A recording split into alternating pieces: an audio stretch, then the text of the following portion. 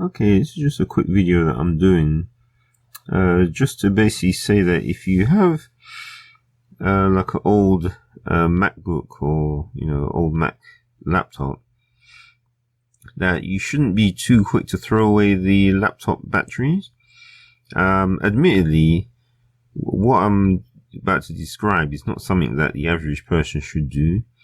You should only really do this if you actually know something about breaking open plastic without actually bending the battery. Because the problem is these are lithium based batteries, and if you bend them, then the actual what's inside them will leak out, and it's actually sort of quite poisonous stuff, and it can sort of corrode things as well, because that's what lithium is like. So basically what I've got here is I've got a charger, and the important thing about the charger is you have to make sure it's one which is sort of claims to be intelligent, but the main thing is that it has to support charging from individual ports. And because what can happen is, and also because of the type of batteries here, you have to make sure it supports lithium polymer batteries as well, because the charger then can determine what type of battery you've connected to it, because you don't want to just get like a normal nickel cadmium charger and try and charge a lithium ion or lithium polymer battery, because you just end up burning it and maybe even burning your house down. So this charger can determine what batteries are connected to it. And so what I've essentially done is, this is the battery from a MacBook Air.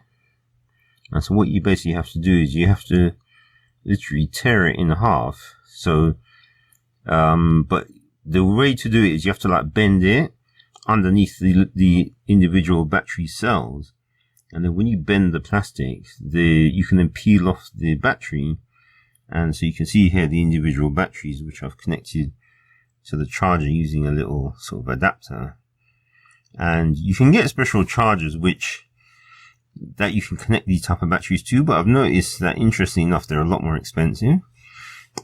So it's actually a lot cheaper to get a lithium polymer charger like this, which is cheap, and then just put a little make a little adapter so that you can then attach the cells to the actual charger.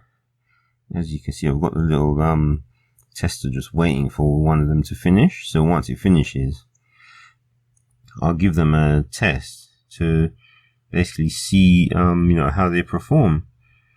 So basically I'm going to be using these batteries to sort of power like an LED light. So if they work, I'll show you how that works, and to basically show you that when you have these batteries, it is just a waste basically throwing them away, because what usually happens is one of the cells will have died in it, and so all you have to do is work out which cell it is, because then the other cells, or maybe another couple of the cells might actually still work okay, and you can use them for something else rather than just throwing it in the bin and letting the recycler just sort of destroy it. Okay, so that's the end of this. So I'll come back once if any of these batteries manage to charge okay, and then we'll see what the capacity is. Okay, so there's the last cell just being charged at the moment, and here's the other cell, the one that I had before. And so as you can see, when you look at the battery, the last cell is out. As you can see, this is don't know if it will focus. Yeah, that's an original Apple battery. So this is basically the state what the battery is going to be in once you finish with it, taking it apart. And so back to here, as you can see, this particular battery, I'm just checking its capacity, and notice it's been running for a while, and it's actually up to 1149 milliamps hours. So of course some people won't be impressed with that, but that amount of milliamp hours can actually power some LEDs for quite a decent amount of time. Of course, you can even use it to get a decent charge into your phone as well. So given the choice between throwing it in the bin and using it to charge your phone, of course I'd use it to either run the LEDs or charge something.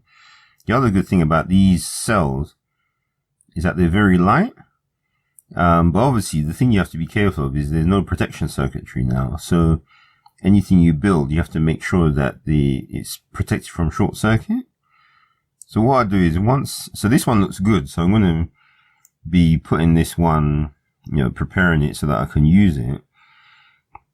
And what I do is I'll just show a quick video of what it looks like once I've got it in like its final form, so that I can then use it with with my LED light. Okay. Alright, see you in the next video once I've finished getting this sorted. Okay, so just showing that the discharge test is finished. So the end result is that its capacity of it after discharge was 1443.43 milliamp hours, which isn't too bad for a battery which as far as the circuit in it was concerned, was dead. So obviously we can use this for something reasonable, because that can obviously keep a small circuit or at least some LEDs going for quite a long time.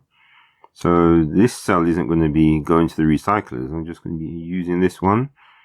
Alright, so what I'll do is once I've got it prepared with the LED, then I'll just show you what that looks like.